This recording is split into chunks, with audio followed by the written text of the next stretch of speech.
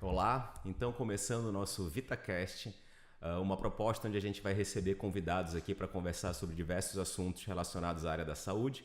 Hoje a gente está aqui com o Dr. Walter, médico anestesista, amigo nosso pessoal, que está aqui hoje para conversar com a gente um pouco sobre sedação e odontologia. Walter, um prazer, seja sempre muito bem-vindo aqui ao nosso espaço. Muito obrigado, é um prazer enorme estar aqui hoje, né? É um tema muito legal, um tema que gera muitas dúvidas e eu acho que tem bastante coisa bacana para a gente falar hoje, né? Legal, legal. Muito bom. Walter, me conta um pouco como é que começou essa tua história, né, de sedação no ambiente odontológico. A gente sabe que em muitos países isso é uma coisa já bastante corriqueira, né? Já é bem comum que as pessoas façam isso, mas no Brasil isso é uma coisa bastante recente, né? E a gente vê que muito disso era que o próprio médico tinha alguma resistência em fazer esse tipo de serviço dentro do ambiente odontológico. Me conta um pouco como é que tu chegou a esse ponto, que tipo de estrutura, que preparo que vocês tiveram para vocês poderem prestar esse serviço dentro do ambiente odontológico. Pois é, a gente está junto acho que desde o início, né? Uhum. E falar que começou de uma forma até meio despretensiosa, porque de referência eu tinha meu sogro. Meu sogro lá na década de 70, 80, eu já tinha notícias que ele levava lá a maletinha dele para o consultório. Teu sogro era dentista? Não, ele era anestesista. Ah, era anestesista? Aí ele pegava a maletinha e ia lá pro consultório do amigo dele lá para poder ajudar ele a dar uma martelada na cabeça do pessoal, o pessoal ficar mais tranquilo para fazer aqueles procedimentos na época, né? Só que assim, era uma forma muito, assim, digamos, mais improvisada, né? Nunca teve uma preocupação muito grande com a segurança e tudo mais, né? E aí, como eu falo, que às vezes as coisas acontecem ao acaso. Né? E a gente estava vivendo ali no meio da pandemia, uma época difícil, né? Hospitais ali voltados para o tratamento da Covid. E aí, a convite até da dentista da minha filha, ela falou: Walter, você não quer vir aqui fazer uma anestesia para mim e tudo mais? Cara, isso nunca tinha passado na cabeça. Né? Apesar até porque, como você falou, né, não era muito, a gente tinha um pouco de ressalva, e a formação nossa não é voltada para isso. A formação do anestesista, ela é uma formação hospitalar, né? No máximo a gente vai para o consultório, para uma clínica de endoscopia, né? Para uma clínica de imagem. Então a gente não é muito condicionado e preparado para o ambiente de consultório. Mas, como eu digo, eu depois de analisar um pouco a situação, falei, bom, eu acho que talvez a gente possa fazer isso de uma forma tranquila, né? E aí tudo começou então com, né, a compra de alguns equipamentozinhos, algumas coisas, e a gente vamos fazer um procedimento teste, vamos ver como é que vai funcionar, né? E aí o horizonte se abriu, né? Porque a gente viu que é possível sim fazer, inclusive buscando referências lá fora, né? Como você falou, lá fora a gente tem esse tipo de anestesia há muito tempo, há muitos anos, desde a década de 90 é feito nos Estados Unidos, né? Com algumas diferenças em relação a gente, porque lá a formação tem o enfermeiro anestesiologista, então a gente tem na própria odontologia lá, algumas áreas, dependendo do estado, o dentista sai capacitado para esse tipo de sedação. Ou seja, então a sedação endovenosa para odonto lá fora já é algo assim já de longa data. Então a gente não estava inventando a roda, na verdade, né? Sim, sim. E já tínhamos até aqui no Brasil, como eu falei, né? Até meu sogro mesmo já fazia isso há muitos anos, e temos outros colegas que faziam isso, mas de uma forma, digamos, mais artesanal, né? Então a ideia era a gente ter os equipamentos mínimos, obviamente, né, baseado no que a gente tem dentro do hospital, então vamos ter o mínimo ali para a gente fazer. E o que seria esse mínimo, assim, Walter? Porque a gente já trabalha bastante tempo com isso, né? Eu até lembro quando também ao acaso houve uma indicação do teu nome para mim, eu te chamei aqui na clínica e falei, pô, Walter, vamos se conhecer, vamos conversar. Eu já fazia isso há bastante tempo, né? Que trabalho com sedação há mais de 10 anos, né? Inclusive com sedação endovenosa. E eu lembro quando tu veio aqui a primeira vez, que a gente conversou, eu te apresentei um pouco do que a gente, dentista, né? Principalmente puxando um pouco a minha área, que é com crianças, né? Que eu acho que é o grande desafio, né? Porque a gente até Tem outros anestesistas em outros lugares do Brasil, aqui mesmo em Santa Catarina, que fazem, né, nos adultos, mas em criança sempre há esse receio, essa limitação, acho que por parte da equipe anestésica. Mas aí sempre vem esse questionamento, e às vezes é um questionamento que os próprios pacientes, os pais dos pacientes fazem pra gente, tá, mas vocês têm a estrutura aqui, né, pra, se acontecer alguma coisa, vai ter como dar esse suporte? Quais seriam esses equipamentos básicos, assim, que tu diria, a gente tem que ter isso é o mínimo que tem para fazer uma sedação segura. E até eu acho que tu poderia conceituar, que também é uma questão que a gente conversa bastante com os pacientes, que é diferenciar a sedação venosa da anestesia geral. Né? Quando a gente fala de anestesia, acho que até por uma coisa de terminologia, aí o anestesista, tá, mas é uma anestesia geral, o paciente vai estar anestesiado, tu vai anestesiar localmente meu filho.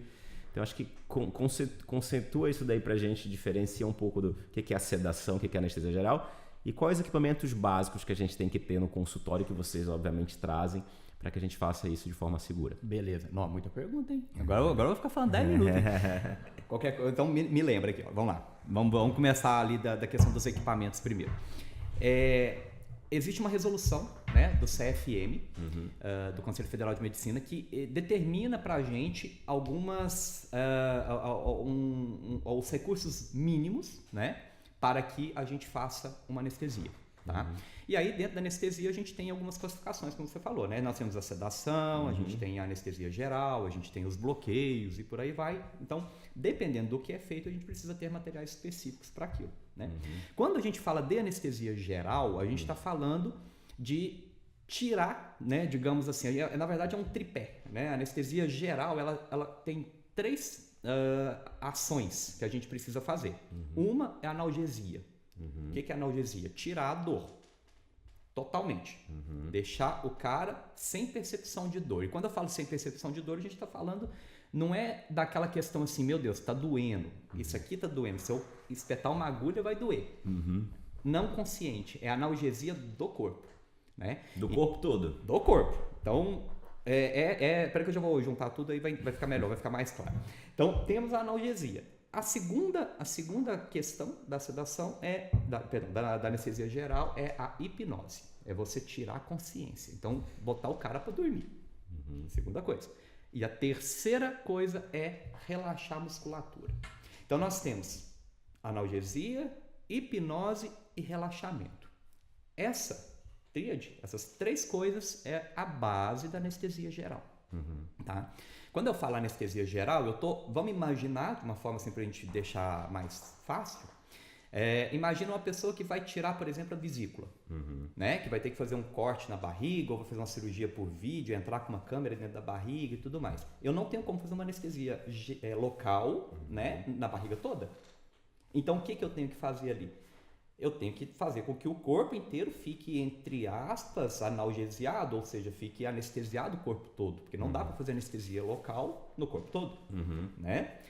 Então, o que a gente faz? A gente faz com que o corpo, ele receba, né, esse suporte dessas 3 coisas, né? Tira a consciência, tira a dor e relaxo. Com isso, o corpo ele vai ficar funcionando normal enquanto a cirurgia está sendo feita. Vamos imaginar que eu faça somente a hipnose. Eu vou lá, tiro a consciência da pessoa. Tá? Ela deitou, tirei a consciência, ela dorme.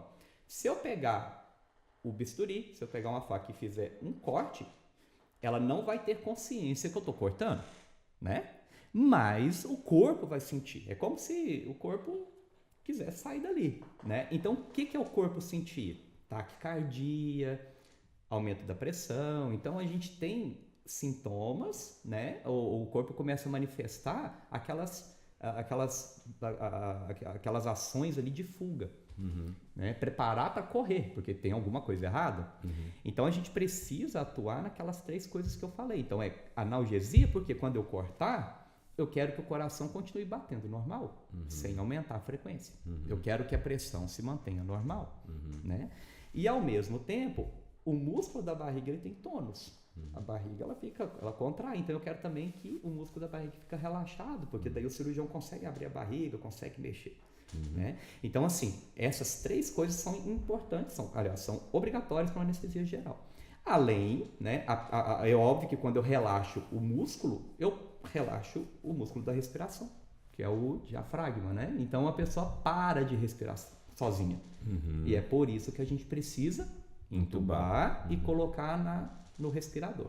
Certo. Então, voltando ao assunto da pergunta, né? Quais são os equipamentos mínimos? Isso, não, mas aí, beleza, isso da anestesia geral quando a gente está no centro cirúrgico, que também, em alguns casos, a gente indica o paciente da área odontológica para fazer o procedimento de centro cirúrgico por, enfim, diversos motivos. Agora, até agora, quem está assistindo vai achar que já saiu correndo, né? Já desligou agora. Né? Mas, calma, a gente chega. Essa conceituação muito esclarecedora. E aí, quando a gente faz a sedação endovenosa, então, qual é a diferença? Qual é a principal diferença? Pois é, porque a sedação, ela é feita, né, para deixar a pessoa confortável, sem percepção do que está acontecendo. Então a sedação ela pode ser uma sedação leve, moderada ou profunda, mas a ideia da sedação é que a gente não atue naquelas 3 coisas que eu falei. Tá. Então na odontologia tu atuaria nessas 3 em quais delas? Em 2, por exemplo. Que a gente já não dá o relaxamento muscular, ou seja, não precisa entubar. A gente não precisa entubar, a gente não precisa tirar a capacidade da pessoa de respirar sozinha. Certo. Então, nesse momento, a gente já começa na primeira diferenciação da anestesia geral da sedação. Tá. A anestesia geral é mandatório, né? É uma intubação e manter a pessoa por causa do relaxamento respirador, né? Num respirador, num ventilador mecânico, artificial. No caso da sedação, a ideia é que aquela pessoa respire sozinha. Então, tu faz o hipnótico. Nós fazemos o hipnótico e nós fazemos sim uma analgesia. Só que diferente da analgesia da anestesia geral, que tem que ser uma dose alta, na sedação é uma dose mais baixa. Então isso é norteado pelas medicações que vocês colocam no paciente. Exatamente. Certo. E aí no caso da odonto, e é o que eu falo muito para os pais, porque é uma preocupação muito comum. Na verdade, o pessoal vem para anestesia... vem pra gente com algumas ansiedades, né? Com muita preocupação muitas vezes do que acontece lá atrás, do que acontecia lá atrás, né? Porque a avó, o pai fala que a anestesia é perigoso, que, né, fulano de tal morreu na anestesia lá, mas isso foi lá na década de 30, 40, já era, né? Hoje a gente teve uma evolução muito grande, principalmente pós-guerra, pós-Segunda Guerra Mundial. Que a gente, das drogas e dos equipamentos, né? Tudo. Então dá pra gente fazer hoje, a gente tem um controle absolutamente completo de tudo que a gente faz. Então a ideia, por exemplo, no caso do odonto, vem uma criança e a gente precisa fazer procedimentos odontológicos diversos na boquinha dela e a criança, obviamente, às vezes não vai colaborar, não vai ficar quietinha, não, é um procedimento demorado. Você vai falar melhor do que eu sobre isso, a experiência que você teve, né, antes até dessa opção, né, é tudo muito mais conturbado. Então, o que a gente faz? A gente tira a consciência, e logo mais a gente pode falar como que é esse processo, né? E a gente tira a consciência e faz um pouquinho de analgesia. Porque, na verdade, a analgesia, em sua grande parte, ela não vai ser minha, ela vai ser sua. Claro. Então, o dentista é quem vai fazer anestesia local, portanto eu não preciso anestesiar, digamos, o corpo todo, a gente precisa de anestesia aqui, na boca, né? Então a gente consegue pegar mais leve, um pouco no opioide, e o nosso objetivo da sedação é hipnose, é tirar a consciência, é deixar o paciente dormindo tranquilinho, né? E aí, como eu tinha falado, só para concluir ali, o nível da sedação, a gente pode deixar uma pessoa sedada leve, que é aquela pessoa que se você chama, ela te responde, né? Ô, fulano, abre a boca, beleza, agora fecha. Ok, agora abre o olho. Ou seja, ela está atendendo aos comandos, mas depois que acaba tudo, ela não vai lembrar de nada. Isso é uma sedação leve. Certo. Né? Às vezes pode até lembrar, mas ela vai falar assim, nossa, nem viu o tempo passar, foi tranquilo. Né? A moderada, ela já inclui um sono, né? O cara já dorme, o paciente dorme, mas pode ser que se eu chamar, eventualmente ele acorda, né? Mas no geral ele está dormindo. Certo. A probabilidade de lembrar de alguma coisa é praticamente zero. E a profunda já é um sono mais profundo. Né? E nessas 3 é possível de fazer com a sedação endovenosa dentro do consultório. E geralmente a gente faz da moderada para profunda, né? Acho que exatamente. Basicamente a gente trabalha bastante na moderada pela experiência que a gente tem. Né? A tendência é, se a gente aprofunda muito, a gente tem uma tendência de de prejudicar um pouco essa capacidade de respirar sozinho, que a gente tinha falado. Então, na verdade, a sedação é uma anestesia extremamente de boa, tranquila para o paciente, né? Quando a gente fala assim, olha, nós vamos fazer uma sedação, não é uma anestesia geral, todo mundo fica, ai, que beleza, ainda bem. Mas em termos de segurança, todas são muito seguras. Para a gente que está fazendo, a anestesia, a sedação, ela acaba sendo um pouco mais trabalhosa e mais difícil, digamos assim. Por quê? Porque tem que ter mão. Né? Eu tenho que manter ali um nível de sono adequado. Então, nem muito profundo, nem moderado, nem muito leve. Enfim, de acordo com o que o cirurgião ou o dentista ele precisa naquela hora. Né? Então, eu falo que é uma arte. É uma coisa que a gente vai pegando mão com o tempo e a gente vai, né, aprendendo. E por isso que hoje a gente dedica também a parte de treinamento demais, porque como eu falei lá, né, a gente não tem essa visão lá na nossa formação inicial. Apesar da gente sair pronto para fazer uma cirurgia cardíaca, para fazer uma cirurgia neurológica, para fazer cirurgia de grande porte, na hora de fazer uma sedação, muitos anestesistas dão uma claudicada ali, fica meio... Porque tem que pegar experiência. Sai um pouco da zona de conforto, né? Todos esses anos que eu trabalho com sedação, eu já conversei com vários anestesistas sobre esse assunto. E eu acho que um dos receios de trabalhar com odontologia é porque exatamente o dentista está trabalhando numa das principais vias de acesso do anestesista. Exato. Que são as vias aéreas superiores, a boca, né? Então, se o anestesista precisa ter um acesso rápido ali para tentar reverter alguma coisa, ou o próprio dentista, sem muita prática, acaba obstruindo essas vias aéreas por conta de alguma movimentação, algum equipamento, algum aparelho que ele coloca na boca do paciente. Isso gera um receio, uma ansiedade no médico anestesista, né? Sem dúvida. Mas sem dúvida é algo assim que a gente, né, quando a gente vem de uma geração onde a gente segurava a criança, os pacientes com necessidades especiais às vezes tinham que ser literalmente amarrados e isso infelizmente ainda acontece bastante aqui no Brasil, porque quando eu converso com outros colegas de outros estados, né, não tem tanto, digamos assim, não está tão presente essa questão da sedação feita por médico anestesista dentro do consultório. Seja por falta de pessoas que se dispõem a fazer, ou até mesmo recursos de equipamentos, enfim, a gente sabe que o Brasil é um país muito grande, né? Eu vou te falar de equipamento daqui a pouco, eu tinha me perguntado, mas assim, até que equipamento não é tão problemático hoje mais, né? Porque já está bem acessível. Agora, mão de obra... mas a gente sabe, né, que a gente vê o interior, né, do interior do Brasil é diferente do interior, por exemplo, de Santa Catarina. Vocês mesmos fazem muito serviço no interior, vocês pegam carro, vão, que não é um estado, as coisas não são tão distantes assim, né? Claro, a gente tem municípios distantes, mas não se comparam a estados muito maiores que a gente tem, que, às vezes, sem acesso, né?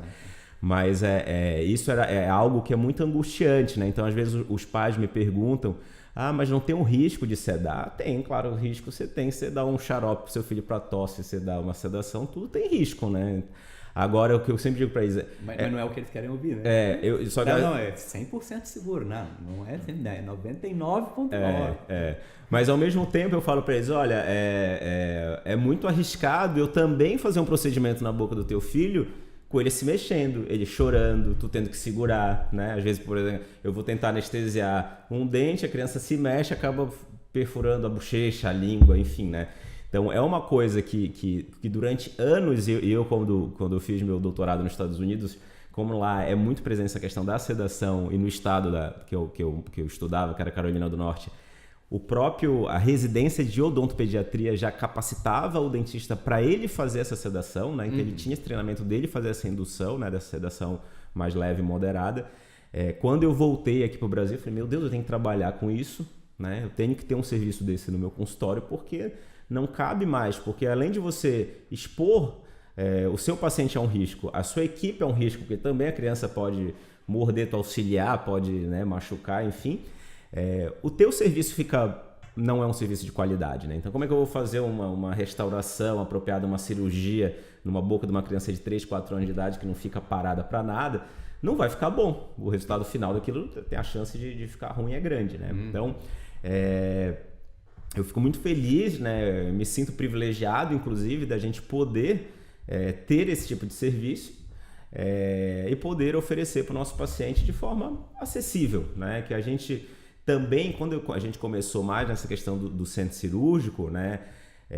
Há um custo muito elevado, né? Porque o centro cirúrgico tem um custo elevado. Você precisa ter uma vaga no hospital, você vai precisar ter uma estrutura que às vezes para o procedimento que a gente vai fazer não é necessário, né? Do paciente ficar internado, alguma coisa nesse sentido. Além do mais que quando você está dentro de um hospital, de um centro cirúrgico, você também disputa aquele espaço do ponto de vista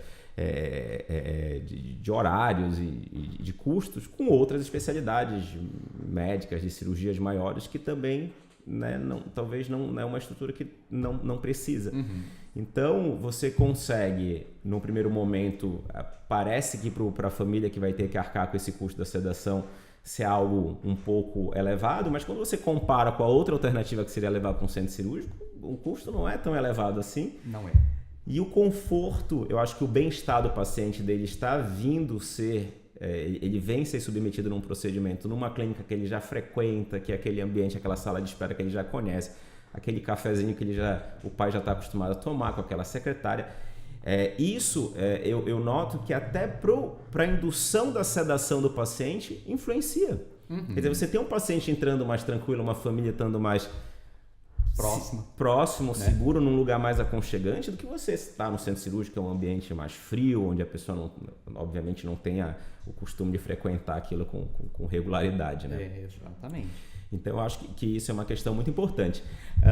Mas assim, o que tu achas que é importante, assim, o ponto de vocês médicos, né, anestesistas, né, ou equipe, porque vocês trabalham como equipe, eu acho isso muito legal também, que vem um enfermeiro junto, né, junto com o médico anestesista. Então, no mínimo, né, a gente está trabalhando com 4 pessoas, porque tem eu me auxiliar, mais o médico e o enfermeiro. Então, você tem pessoas que realmente, uma equipe realmente treinada para isso. Mas o que vocês da equipe médica, médico e enfermeiro, veem na capacitação, no treinamento do dentista também, né? Porque eu acho que tem que ter essa parceria, essa sincronização do serviço. Sim. Né? O que vocês veem, né, do dentista, né? Tem uma coisa importante que você falou, que é aquela questão da segurança, né? E aí eu puxo para responder a tua pergunta agora. Quando alguém pergunta pra gente assim, mas é seguro? É 100% seguro? Não é 100% seguro, é 99,9%. Porque a gente não está lidando com ciência exata, né? As pessoas são diferentes, a gente está é uma área biológica, a gente não tem controle de absolutamente todas as variáveis. Porém, a gente tem controle da situação e a gente faz tudo de uma forma muito planejada. Então, imagina o seguinte, aí também respondendo aquela pergunta lá de trás, que é sobre os equipamentos, né? Imagina assim, eu vou pegar um avião agora. Eu vou para São Paulo. O Walter entende de avião porque ele também é piloto de avião. Isso daí depois a gente pode abordar esse assunto aí, que isso daí é legal. Esse é tema para outro podcast. Outro podcast, boa.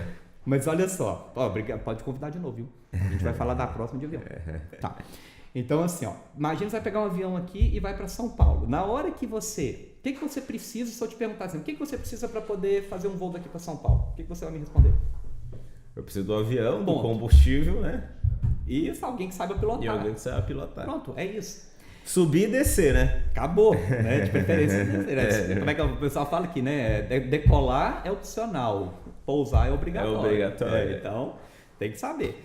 Mas então, assim, quando você pergunta para mim, o que eu preciso então de equipamento? Cara, um monitor, um acesso à medicação, né? E o anestesista. Basicamente, são coisas assim, eu preciso de uma seringa, a droga, um monitor básico. Tá, mas aí aproveitando isso. E oxigênio. Tá, mas aí aproveitando isso. Os pais perguntam às vezes, e se der errado, o que precisa? Pois é, mas é exatamente por isso que eu sempre falo. Você vai pegar um avião, até ontem eu até soltei um videozinho lá no Instagram falando isso. Você vai pegar um avião, um voo comercial, você vai se sentir seguro dentro desse avião com um piloto? Peguei lá um Boeing 737, peguei um Airbus 320, pô, aeronaves modernas, com, né, piloto automático, tem computador, tem tudo que faz o voo, né? O cara só praticamente lá aperta os botões, decola. O cara, na verdade, tem curiosidade, né? O piloto ele decola, piloto automático, na hora de pousar também, quase que o avião vai puxar sozinho, né? Então, assim, precisa de 2 pilotos? Do ponto de vista de voo? Em condições normais, não. Agora. Perfeito. É isso. Então, em condições normais, não. Mas a gente lida com o quê? Com variáveis. Né? Assim como também um voo, apesar de ser 99,9% seguro, pode acontecer alguma coisa em que vai precisar da ação de 2, né? De forma efetiva, porque é lógico que ali há uma divisão de tarefas. Certo. Né? E a mesma coisa, e puxando esse mesmo conceito, a gente trouxe isso para cá. Né? Então, eu posso fazer anestesia sozinho? Posso, porque ainda tem alguma regulamentação que me obrigue a ter alguém junto comigo hoje? Não, não tem. Por que a gente tem, então, um enfermeiro do lado, especializado em urgência e emergência? Justamente para lidar com alguma situação atípica. Né? Então, assim, isso somado ao fato da gente ter o mínimo que pede, que a legislação pede de equipamento e mais um pouco. Porque a gente trabalha sempre com redundância, a gente trabalha sempre com a possibilidade de alguma coisa sair do planejado e a gente precisar fazer algo diferente do nosso plano inicial. Né? Por isso que além lá dos equipamentos básicos, a gente sempre traz algumas coisinhas a mais. E depois eu vou até mostrar ali, por curiosidade também, os equipamentos, algumas coisinhas que a gente acaba utilizando ali, até para esclarecer. E quando o pai e a mãe chegam, eles já estão muito ansiosos, né? Eu estou falando do pai e mãe, que é a nossa realidade, né? Aqui com crianças. Querem proporcionar no tratamento para o filho, mas tem muita insegurança em cima disso. Então, assim, o que eu procuro fazer? Sempre mostrar que tudo que a gente faz é preparado para que a anestesia ocorra, assim como tudo é preparado para que um voo ocorra. Né? Então, se a gente imaginar que você precisa só de um avião, de um piloto e combustível para decolar, mas não é assim que funciona. Você tem uma empresa aérea, você tem mecânico, você tem lá o controle de tráfego aéreo, você tem o pessoal do check-in, tem o pessoal da manutenção, tem o pessoal que vai fazer a documentação do voo, né? O pessoal que vai embarcar a aeronave, que vai embarcar os passageiros. Mais importante que os pilotos, os comissários, para poder dar o suporte para os passageiros em caso de emergência, orientar a galera, né? Abandonar a aeronave, enfim. Então, assim, existe todo um trabalho em equipe para que aquilo aconteça. Esse foi o conceito que a gente puxou. Legal. Né? Então, dá para fazer anestesia um anestesista? Só dá. Muitos fazem isso. Né? E o que eu brigo desde o início? Tem 4 anos que a gente faz dessa forma. É a gente ter uma estrutura de retaguarda que vai proporcionar no momento ali, né, aliado aos nossos equipamentos, à nossa preparação, a relação entre o anestesista e o próprio dentista, a gente está bem, fazer o nosso briefing, a gente está bem alinhado com o que vai acontecer.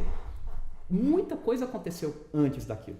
Então eu falo que a anestesia ela não é a gente chegar e fazer o paciente dormir né, e fazer todo esse processo, ele é só a pontinha, é o final. E no início, então, esse briefing, assim, pra gente deixar bem claro também, como é que é feito? Claro, a gente, como foi comentado anteriormente, não é uma ciência exata.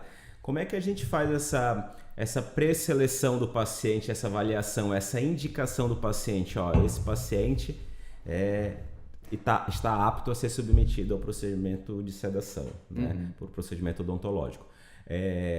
Como é que é feita essa consulta, né? Eu sei que vocês fazem online, né? Faz uma videochamada que é bastante...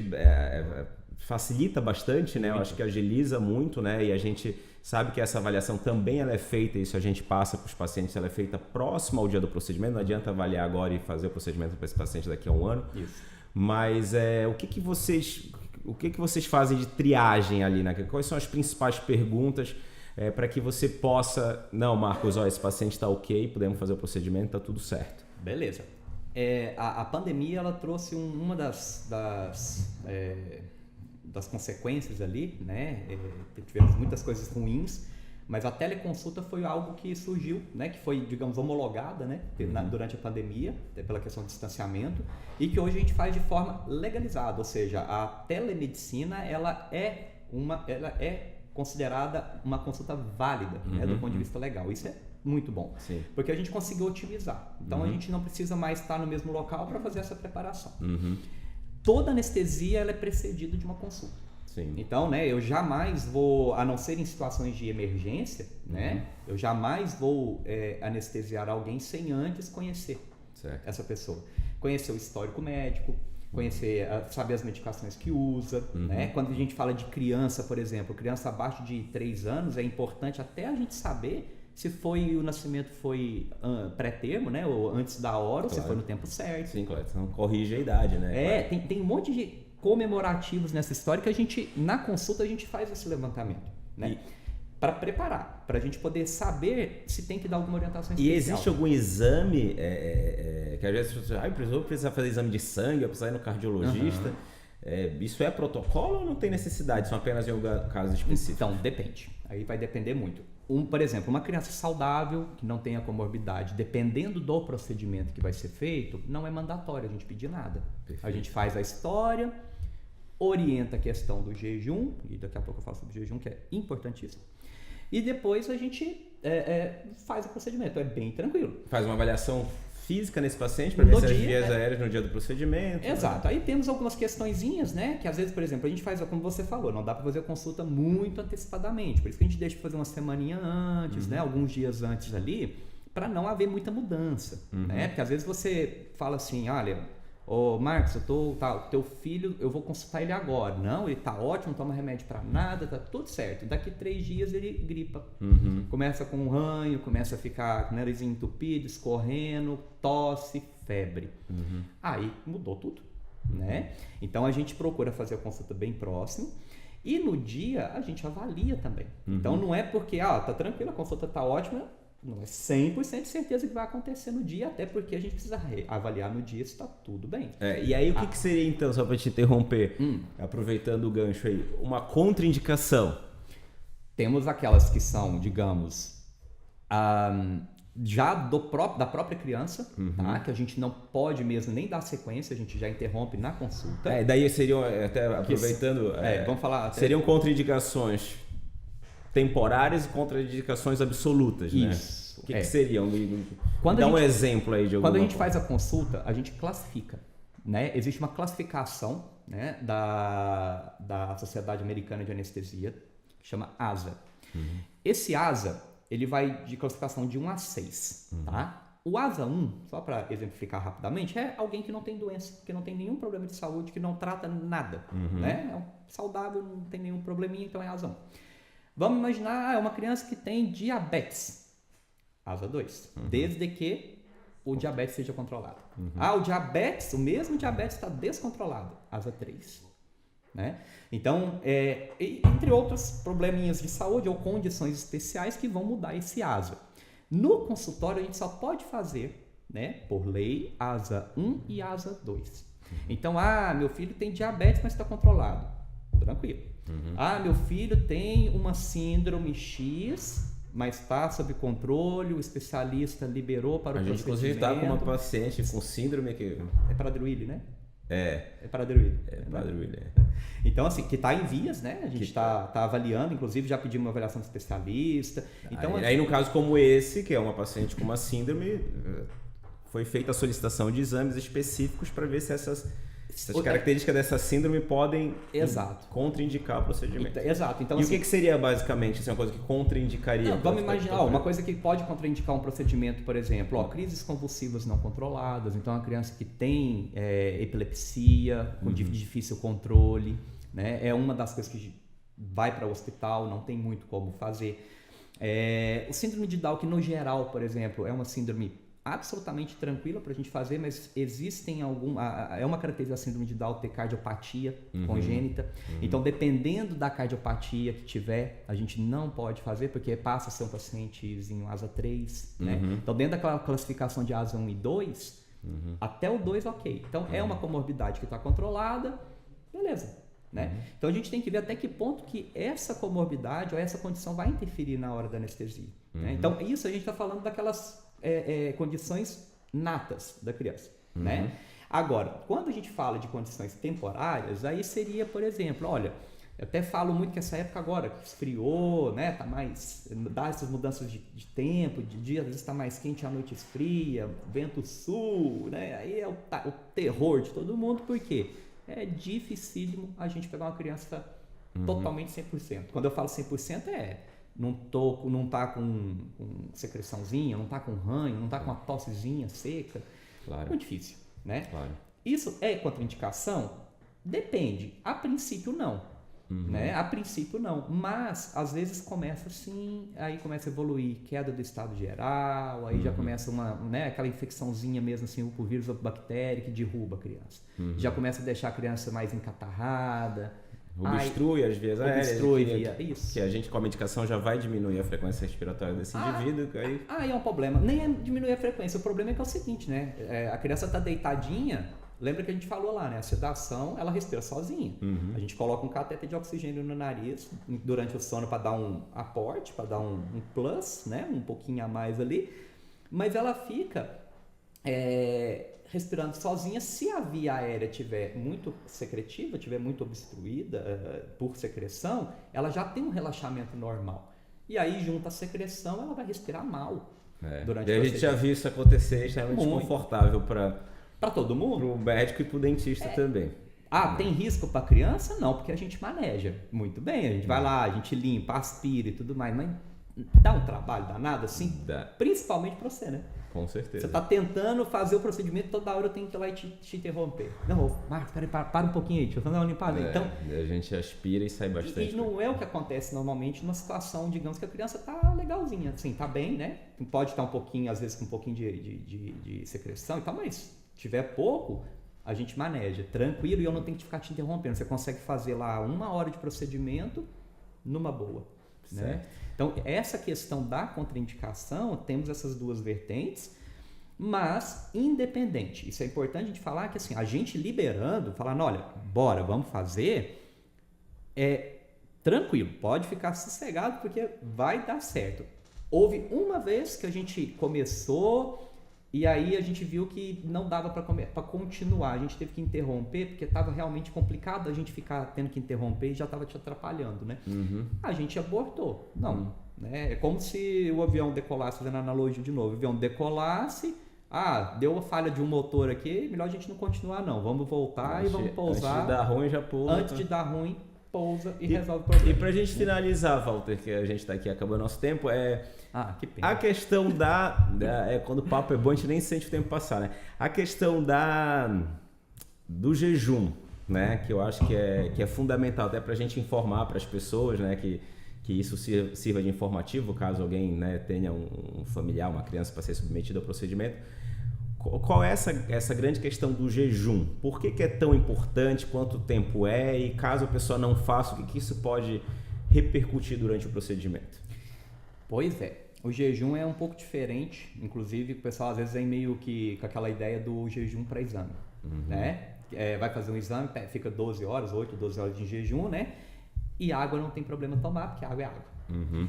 Aqui a gente está falando de eu não quero saber, não me importa o que está rolando no sangue naquela hora, se a glicose se a pessoa comeu e a glicose está alta ou não, isso pra gente não importa na hora. O que importa de verdade é o estômago. Eu tenho que ter um estômago vazio, né? E aí por isso que dependendo do tipo de alimento, ou se é líquido, ou se é sólido, o tempo de esvaziamento do estômago é diferente. Que tem a questão com leite, né? Então, por exemplo, o leite de vaca a gente considera sólido, pra você ter uma ideia, porque o leite de vaca demora a digestão, né? Então a gente tem, por exemplo, o leite, apesar de ser líquido, ele é 8 horas. E por que tem que estar vazio? A pessoa pode, nesse relaxamento, regurgitar isso. Volta, e é isso? Exatamente. Porque relaxou a musculatura e... Exato. É muito difícil... E aí broncoaspira? Exato. A gente tem assim, é muito difícil dormir e voltar alguma coisa. É difícil isso acontecer. Mas lembra que a gente trabalha minimizando o risco, né? Então, se porventura a pessoa já tem refluxo, a válvulazinha ali, né, que segura o alimento dentro do estômago, ela não é muito apertada, não é muito competente, ou seja, não funciona direito. Pode voltar o conteúdo do estômago, como ela está dormindo e o reflexo de deglutição está prejudicado, aquilo pode ir para o pulmão. É raro, mas a gente precisa evitar qualquer problema. Se eu preciso manejar a via aérea, né? Vamos imaginar, tá dormindo bonitinho. Aí vamos supor que a respiração começou a ficar um pouco ruim, eu preciso empurrar ar para dentro com aquela bolsinha que a gente utiliza. Além do pulmão, joga ar para dentro do estômago junto. Às vezes esse ar junto com algum conteúdo dentro do estômago favorece ainda mais voltar. Então imagina um balão, a gente está enchendo o balão, ele vai fazer uma pressão contrária e aí vai vir o ar que eu joguei pro estômago junto com comida. Então assim, a moral da história, o estômago tem que estar vazio sob o risco de broncoaspiração. O que é broncoaspiração? Voltar coisas do estômago para o pulmão. Então é a única coisa que eu falo assim, eu falo para os pais na consulta umas 4 vezes sobre isso. Eu pego no pé, porque é a única coisa que eu preciso que o pai faça. Então são 6 horas sem comida e sem líquido. 8 sem comida e sem líquido. 8 sem comida e sem líquido. Aí tem algumas exceções, né? Leite materno são 4 horas. Água pura, aguinha aqui, ó, é 2 horas, né? Então, assim, existem exceções, a gente orienta na consulta, tá? Mas em vias de regra, consideramos o seguinte, 8 horas de jejum total. Ótimo. Tá? Para garantir que o estômago esteja vazio. Maravilha. Isso aí a gente tem que pegar no pé mesmo. Que bom, que bom. Bom, obrigado, Valtinho. Obrigado. Quer mostrar o equipamento? Não, a gente faz um corte no aí. Próximo. A gente faz aí, mostra. Obrigado por ter estado aqui com a gente. Eu acho que foi bastante esclarecedor esses temas que a gente abordou. Dá pra gente conversar sobre várias outras coisas aqui, né? Eu acho que são anos de experiência que a gente tem, né? E sempre eu gosto bastante de trabalhar com o Valdo, porque a gente sempre está aprimorando, né? Então a gente vê o que está bom e a gente sempre analisa, faz uma autocrítica para que possa ficar melhor ainda, né? Tanto, obviamente, no primeiro, sempre prioridade oferecer o melhor e mais seguro para o nosso paciente, mas também que a gente também consiga para a gente oferecer um serviço de melhor qualidade, que a gente tenha então a possibilidade de se sentir cada vez mais seguro e conseguir oferecer esse serviço para os nossos clientes, nossos pacientes, né? Perfeito. Então, um prazer conversar contigo. Espero te encontrar aqui em outra oportunidade para a gente abordar outros assuntos. E seja sempre bem-vindo. Muito obrigado. É sempre um prazer enorme, né, estar aqui na VitaClass. E assim, ó, a gente é parceiro há muito tempo, então eu fico muito feliz e inclusive pela oportunidade da gente falar um pouco, né, mais abertamente, não só naquele momento da consulta, a gente poder falar um pouco sobre a nossa rotina, o nosso dia a dia, porque a gente sabe que isso faz muita diferença. Sim. Faz diferença na vida das pessoas, né? Dar a possibilidade de fazer alguma coisa com conforto, com segurança, fora do ambiente hospitalar, que é um ambiente já muito, digamos, pouco aconchegante, né? Então a gente dá um tratamento individualizado, de uma forma mais humana, isso pra gente é muito importante. A gente sabe que quando se trata de crianças, independente de ser típicas, atípicas, tudo que a gente pode fazer, né, para transformar a experiência delas numa experiência assim, atraumática, sem traumas, numa experiência tranquila, é válido. Então a gente está aqui para isso. Então, obrigado pela oportunidade de a gente falar um pouco sobre isso também. Valeu, obrigado. Tá? Valeu.